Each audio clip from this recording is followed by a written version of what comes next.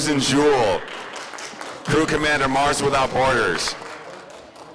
Susan, the atmosphere is good here.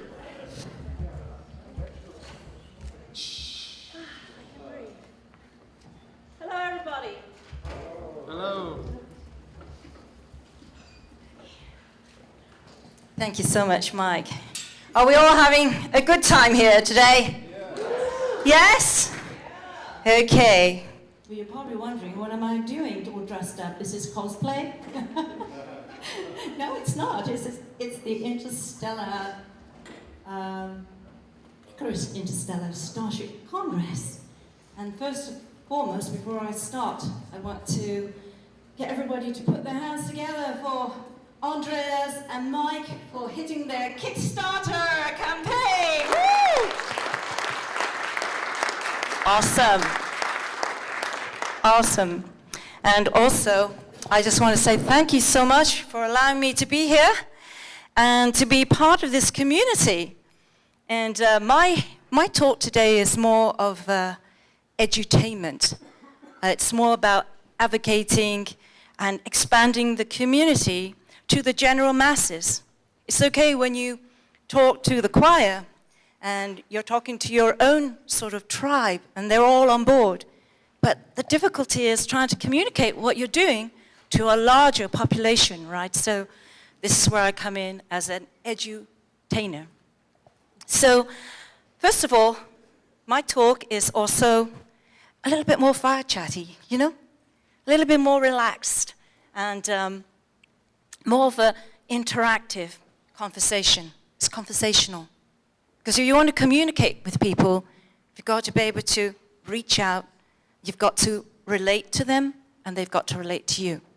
So my chat is really all about that. It's about communication and relating with each other.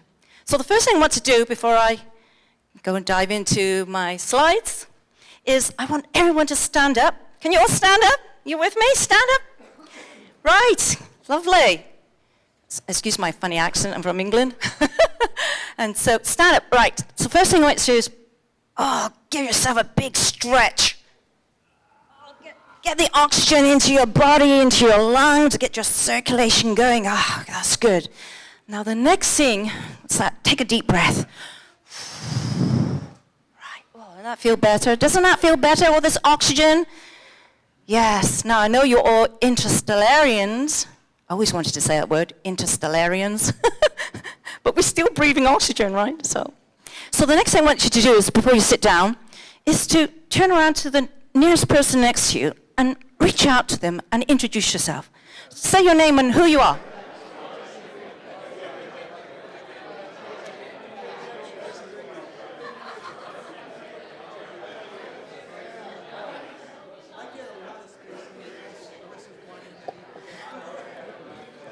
Lovely. Now, doesn't that feel good? Doesn't that feel good? Right? Okay. Okay, doesn't that feel good? Don't you now feel like you're part of a family now? Instead of, individuals sitting in your little space and, just trying to engage but not knowing how to with a person next to you or behind you or in front of you? Isn't that important? Doesn't that make us what we are? Humans, right? And that we have our own personal space, yes, but we also want to reach out to other people's space and connect. And so what I'm trying to do here, and the vision of the community I'm building, is to do that, is to engage, reach out, communicate with everyone, to bring them on board. It's not just about space, but also about yourself. Self-empowerment, right? Self-knowledge.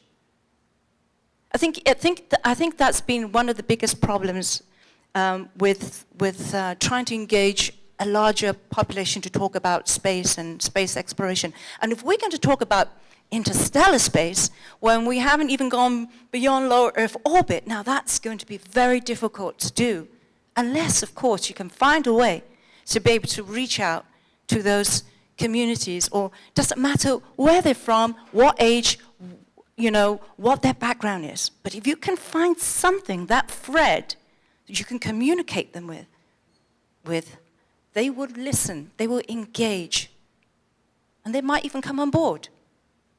So, with that said, this is a very long title, The Moon, Mars, Astronautics, STEM Education and Simulation Training, Integrating Exponential Technologies for Human Settlement.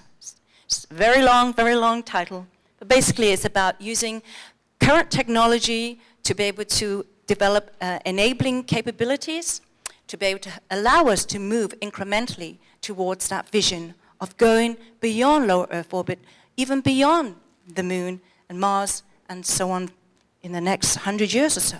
And you never know, right? We might get into an interstellar space in another 100 years, 200, you just don't know with exponential technology. So, now, let's move this forward. Oh, what happened to the...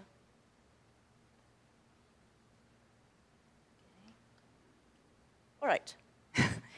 Okay, so just some disclosure.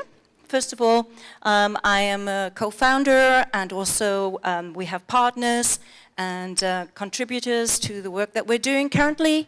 So I'm co-founder of Mars Academy, but we put Moon because, you know, it's astronautics. It doesn't matter if you're on Moon or Mars. It's about the humans in the loop, right? Training humans to not only survive in a very challenging environment, but to thrive. And so Moon, Mars Academy, Mars Without Borders, Space Surgery, and working with academia as well, with Purdue University, and also Space Kids India. So we are also trying to engage the next generation to come on board, get them excited about space exploration, get them excited about STEM, you know, and if those of you don't know the acronym, STEAM, I should say STEAM, not STEM, is science, technology, engineering, arts, and mathematics. And of course, the Mars Society, which is one of the leading advocate organizations that really has promoted analog astronautics research. So, now, let me ask you, this is very interactive. When you see this image there, what does that sum up? Throw out some words, some response. Amazing. Achievements. Any more? Excitement. Progress, exactly. This is so iconic. Neil Armstrong, first human step on the moon. We've all seen it.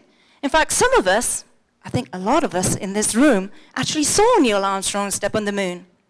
But when you show this picture to somebody from high school, or even like, you know, I'm a mother of two, they've never seen this. They don't have this experience. They're only being told about it, right? So how do we inspire them to come on board and say, wow, that's amazing, look what humanity did. And it was in 1969, nearly half a century ago, that we saw something really awesome, that humanity did something that was just amazing, astonishing. Can we do this again within the next 50 years? Can we actually see humans step foot on Mars, on Moon? Of course, we'll go back and stay for good. But to Mars and beyond, can we do that? Can we inspire people to do that? I believe we can. But the thing about it is so ironic, isn't it? I'm standing here, and we're all sitting here in this room, and the theme of Starship Congress today is about space is for everyone.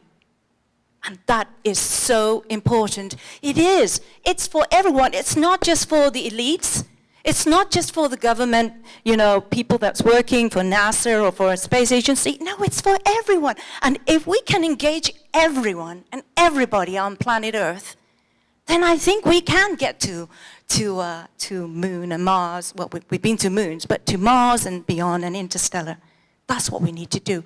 And we need to develop a new paradigm of thinking, a new way, the 21st century academy, space academy, whatever you want to call it, but it's a place where people can come no matter where you're from, how old you are, what your background is, how much you have or you don't have, but you just want to be part of this.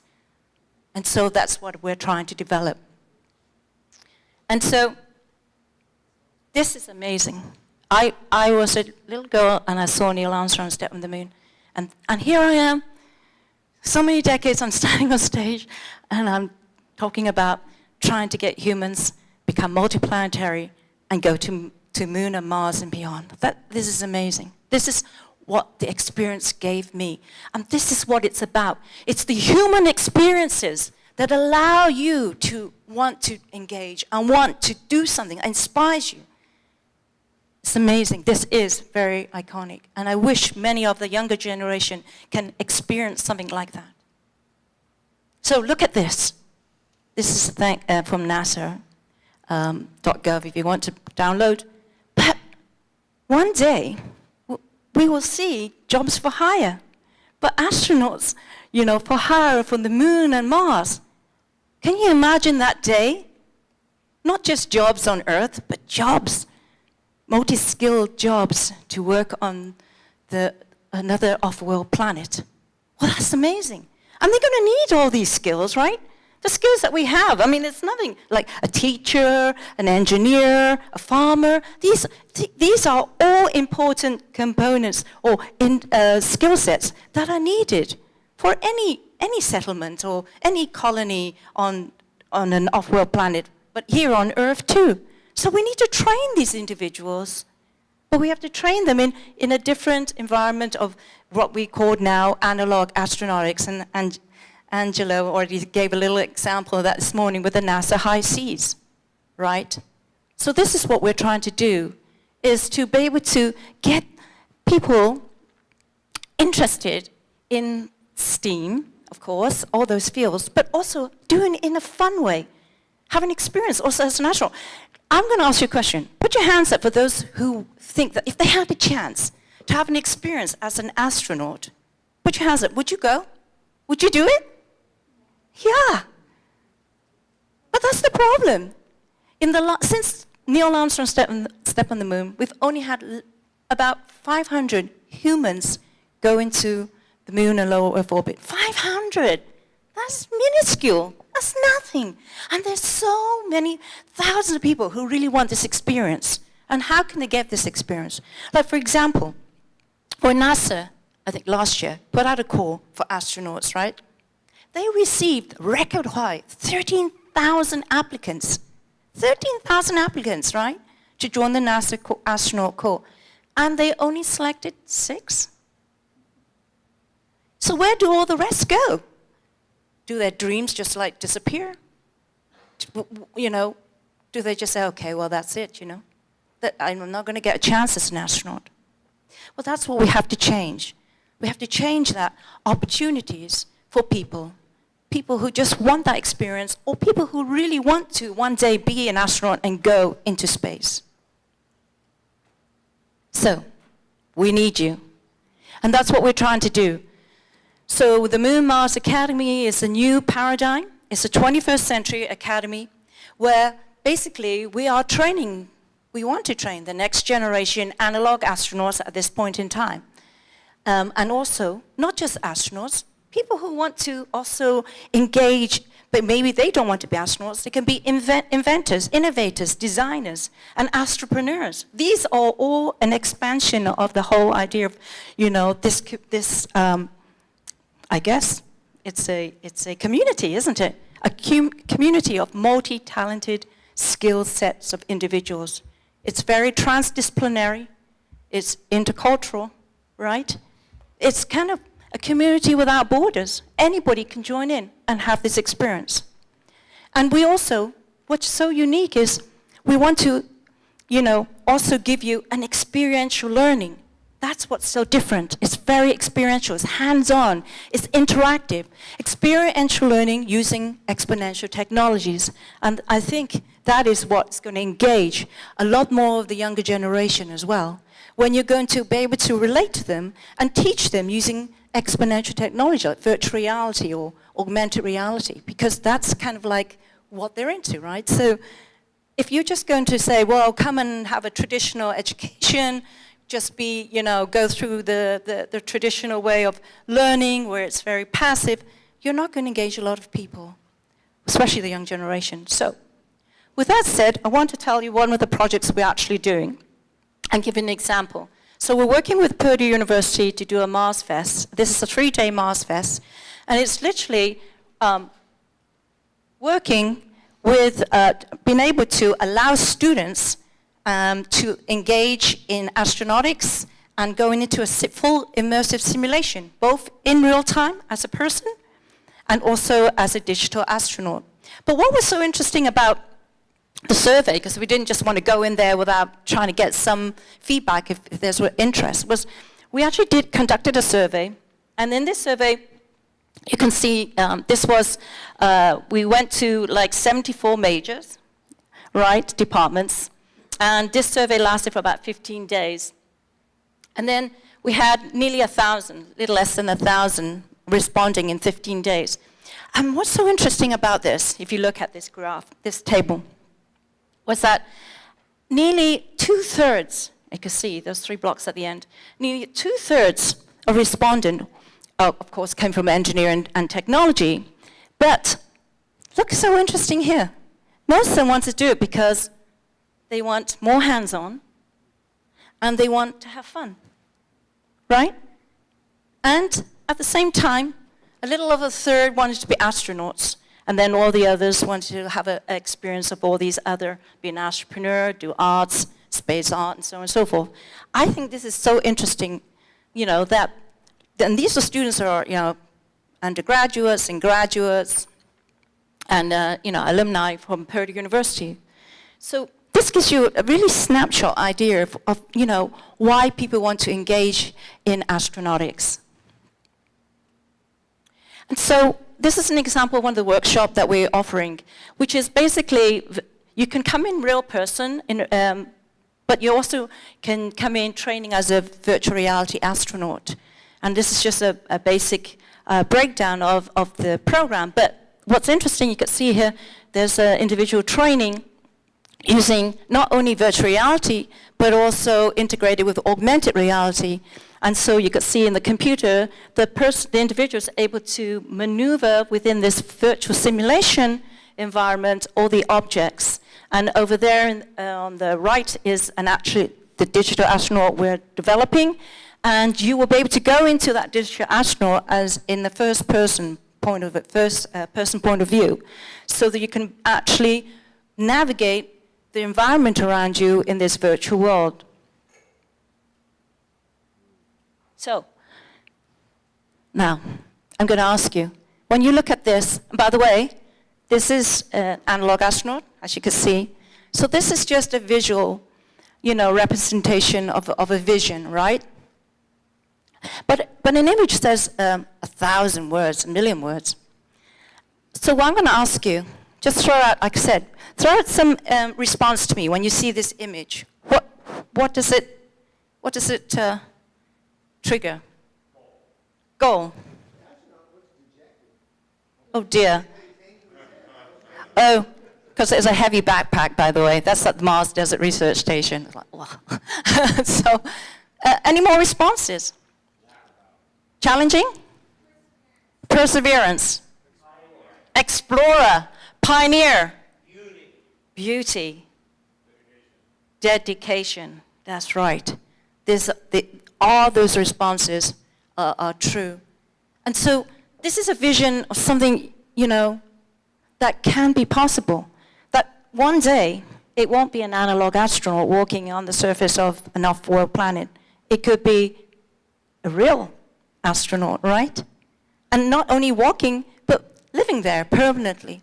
But to do that, I think you need to have the inspiration. You need to have people to have their imagination triggered, to have, use their intuition. I mean, all these are human traits that we want to bring out in the individual during the experience that they have with us. But what are we trying to do? What are we trying to do? Are we just doing it as an exercise? What is the goal for us as humanity? When we're here today, right, we're talking about interstellar space travel. And 50 years ago, that was kind of science fiction, before we saw Neil land on the moon. We were watching Star Trek. that was science fiction. That was just entertainment. But what is the possibility? What we've achieved, but we're stuck in low Earth orbit and we haven't moved further. Well, what we're trying to do is we're trying to develop a new way of thinking for people, right? You need to inspire people to say, yes, we want to go into space, but it's not just about that. It's not just about us going into space. It's also about us as humanity to evolve our humanity to the next phase, right? It's to try to, it's not the destination that counts. It's the journey that gets you there. That's what we're trying to convey, right, to the general masses so they can come on board.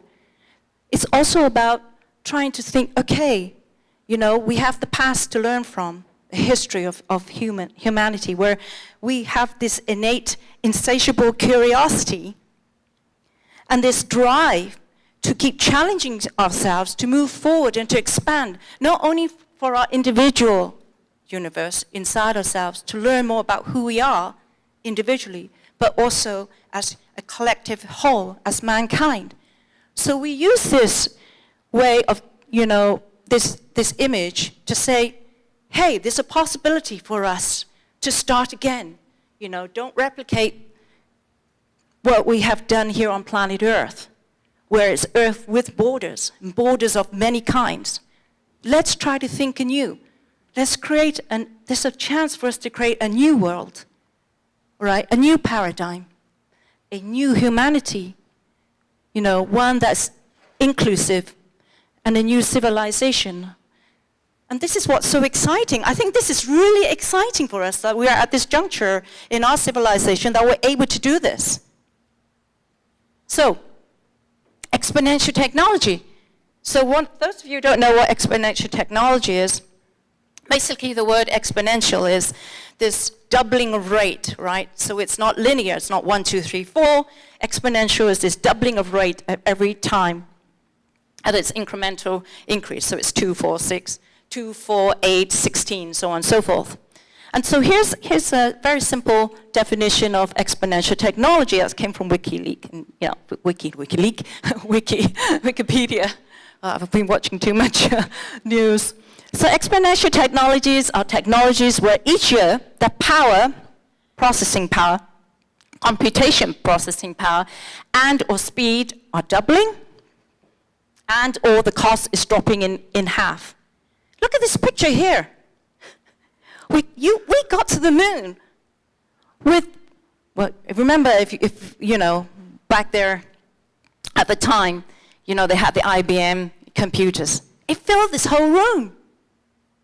And it still had less computing power than what you have in your cell phone. That's exponential technology. That's amazing for what we've done. We got a man on the moon with technology. It was less than the power that we have on our cell phone. Now you have to give ourselves a big clap, right? You have to say, yes, we can do that. So why is it that we can't get, back to the moon and then back, and then beyond to Mars? Well, there's lots of things, right? But we won't go into that, political, financial, and all this. But let's just keep it within the boundaries of this slide here.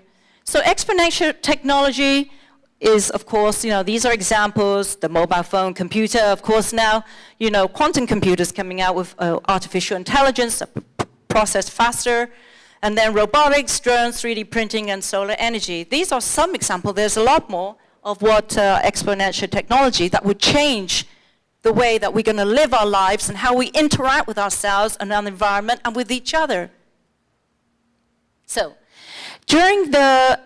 this is a slide with lots of different crews, that analog astronaut crews that I've been part of.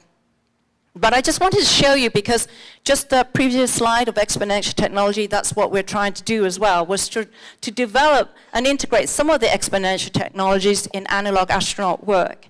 So you can see here we use a UAV. Of course, people say, well, you can't use UAV on Mars, but it's not just, and this is an important point.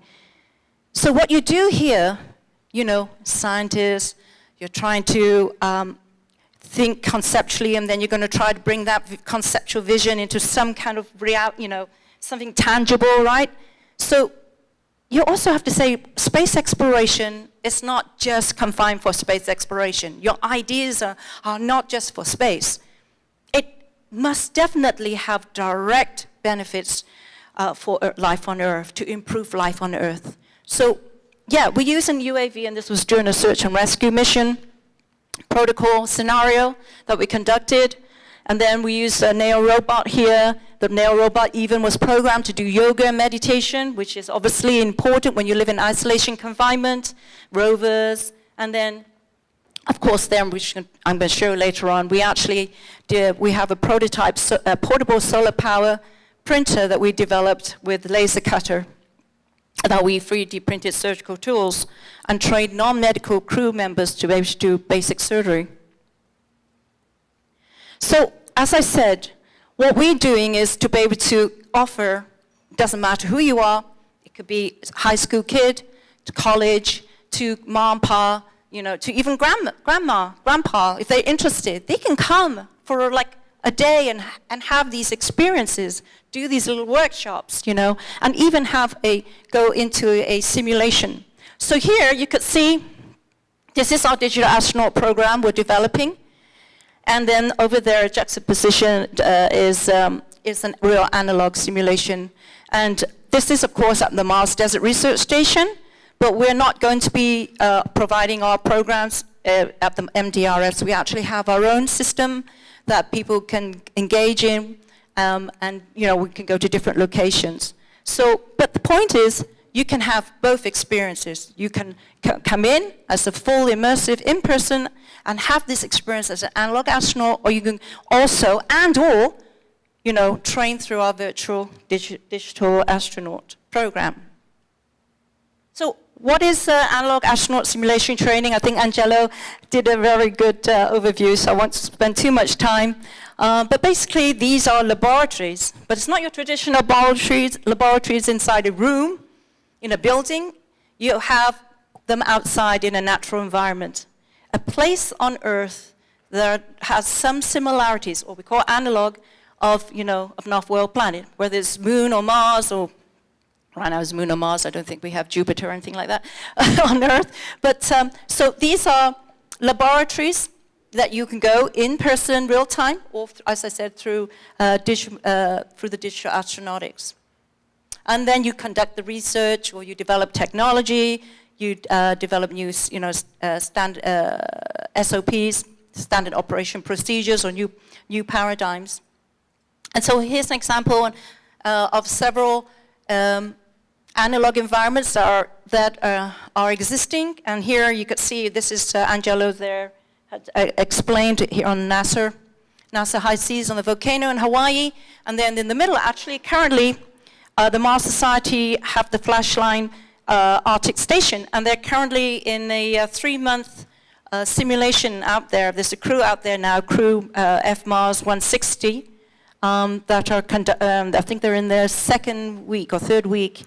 And so they're out there at the Flashline Station. And then there's the sister station, which is the most popular one that everybody probably knows about, and that's the MDRS, the Mars Desert Research Station, where we did a lot of our work.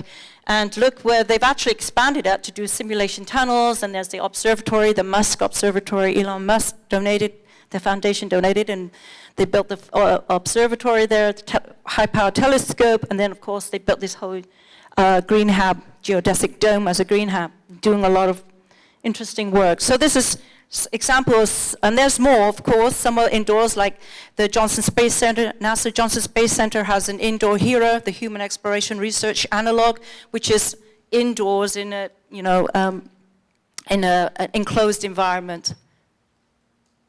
Ooh. So here's an example. I want to talk a little bit about showing you what a digital astronaut, what you would actually do and experience as a digital astronaut. You actually, these are just images of the idea, and so later on we will show you the video. But you will come in, and you will be the digital astronaut, and you will be inside the digital astronaut. Not physically, right? your point of view will be. And so you'll actually being able to see 360 all around you, and you'll be able to see the objects and manipulate the objects and interact with the environment as a digital astronaut. And then we're using Google Cardboard or Oculus Rift or all the different, current hardware that's out there for virtual reality. And then even NASA over here has also developed an app where you can actually tour the International Space Station in 360. So you will actually get to experience what it is to work in the green hab in this virtual world, and do EVAs, and so it's really an amazing technology of not only a virtual reality with augmented reality, but the onboarding of mixed reality. Now, mixed reality, folks, is the holodeck. The holodeck of Star Trek Next Generation. That will become a reality within our lifetime for sure. That doesn't matter who you are, could be an expert, just be, citizen scientist, of course the young kids, right? They can actually go into a holodeck. Because the technology is, the mixed reality is still at its very early stage, but with what I just defined, what exponential technology is, we will get to that stage where we will actually have a real holodeck. But can you imagine a holodeck, not only for training here on Earth or for entertainment, right? But to have a spaceship that's integrated with a holodeck. So not only science fiction, but in reality. That is possible. Okay? Okay, so here's a video. This is a little trailer of just give you an example of what it would be like to do an EDL, entry, descent, landing as a virtual digital astronaut that we're developing. And this is a very early draft prototype of this, but I want you to have an experience. Oh, sorry. Okay, how does this work? Can someone press the play?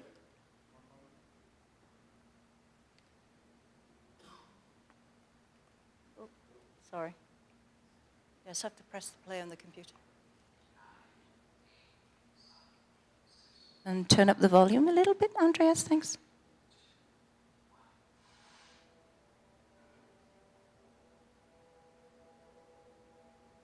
So you'll actually be inside the astronaut, so you'll see all the view around you.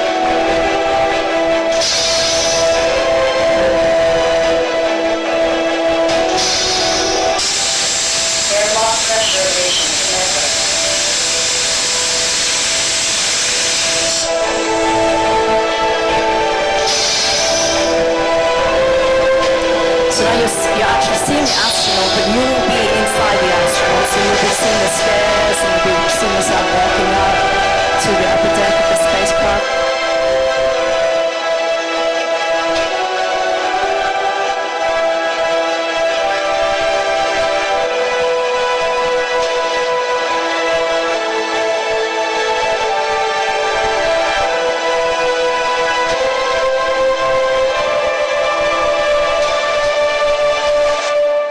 Mars Academy, USA. Your training to become a digital astronaut is about to begin.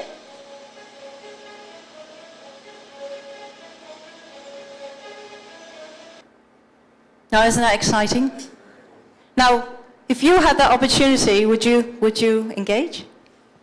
Would you?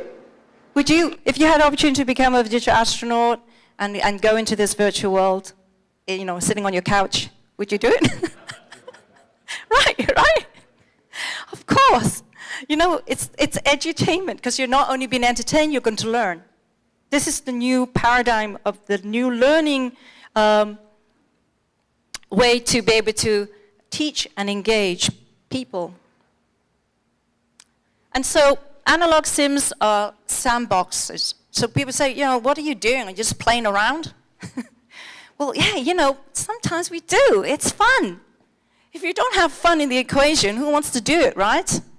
I think that's an important part, because fun is something that we need as human beings to be able to allow us to de-stress, right?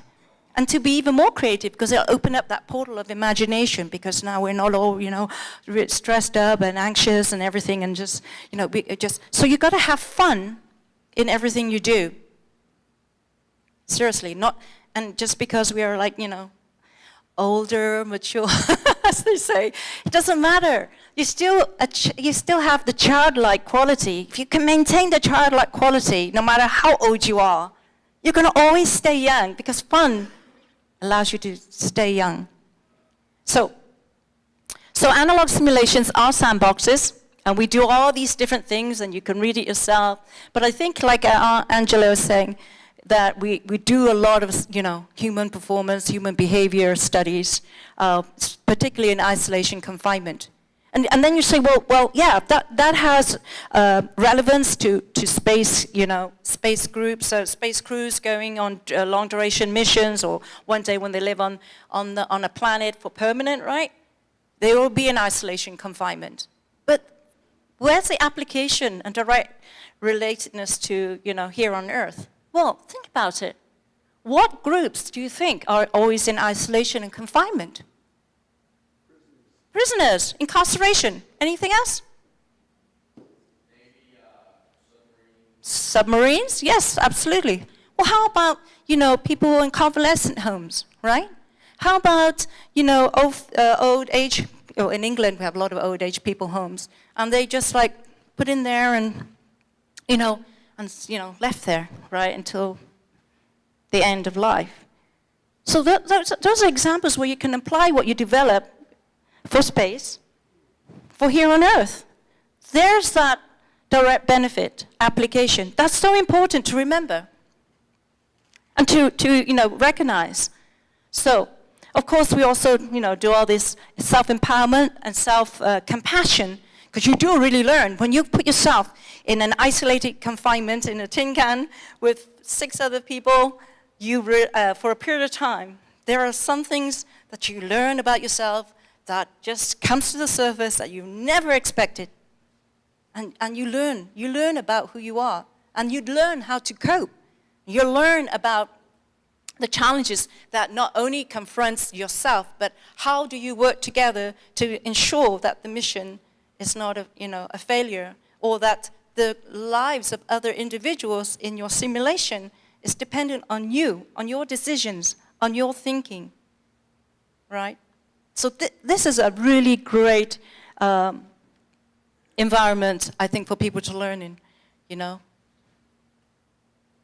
So this is an example of a Supercruise that I've been on, I've been part of, and usually, yes, right now the crews are very hierarchical and very military in a way, right? There's a commander, executive officer, there's a green hab officer, there's a crew scientist and crew journalist, and so on and so forth. But as example, you actually have small crews, but why can't you have a larger crew? Yeah, if you can manage a larger crew, then that would be great. But right now you have small crews.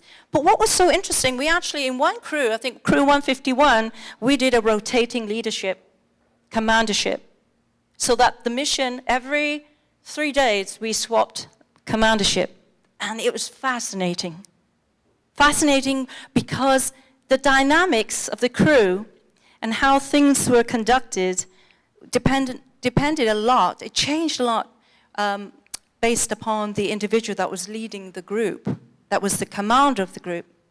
And so I think that is a very interesting. The benefit of that was that everybody had a chance to have that leadership role, right, and not be the subordinate, right, being subjugated to, the commander telling them what to do and how it's been done. But I found it fascinating as well because it also allowed us to bond a lot more, right? Because everybody had an experience to be a leader and to work together. And at the end of the mission, we really bonded a lot more than my other experiences in the other crews. That was just a strict, hierarchical, structure. So this is an example overview, one slide to show you what's made up of an analog mission.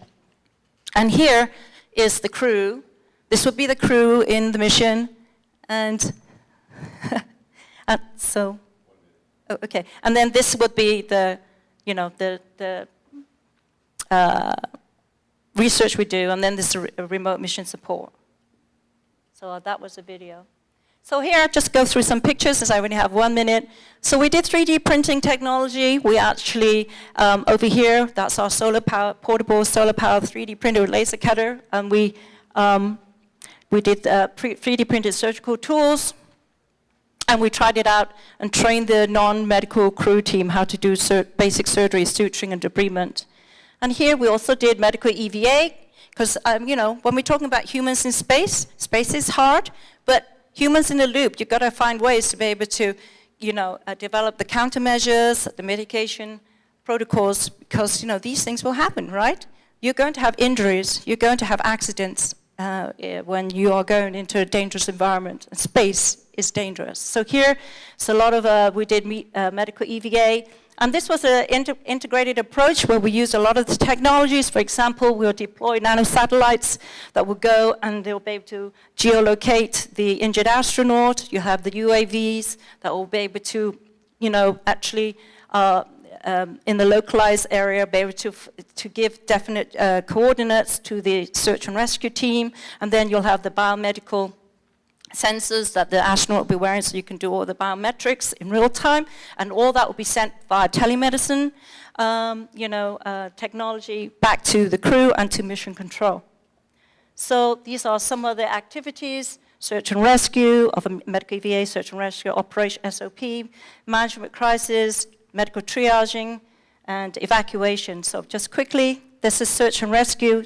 Some of the things that we actually use for search and rescue.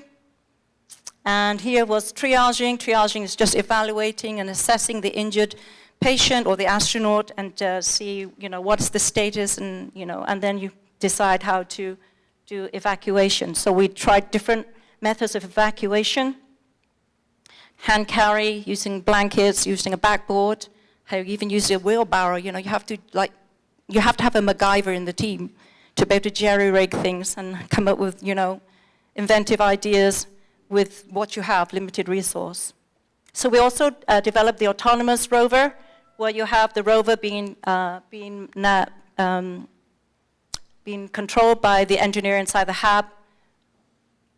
And we developed an autonomous EMR, emergency medical rescue rover testing. So we tried, and that actually was controlled by the engineer inside the hab. We put the injured astronaut on, because we couldn't carry him. So we said, okay, let's bring him in that way. So with that said, quickly, here we just did we actually worked with Antarctica medical crew in one of our missions. And we had them from Antarctica actually instructing the non-medical crew how to do suturing. That was very interesting. And then we did health and wellness as well, where we use virtual reality, because of course you've got to maintain a crew on a long duration mission or living on a planetary surface. You know, how to mitigate psychological effects of isolation, confinement. And so we try to develop a virtual reality mindfulness meditation, worked with UCLA and USC, and we implemented it in our crews. So, explorers wanted. Download at nasa.gov.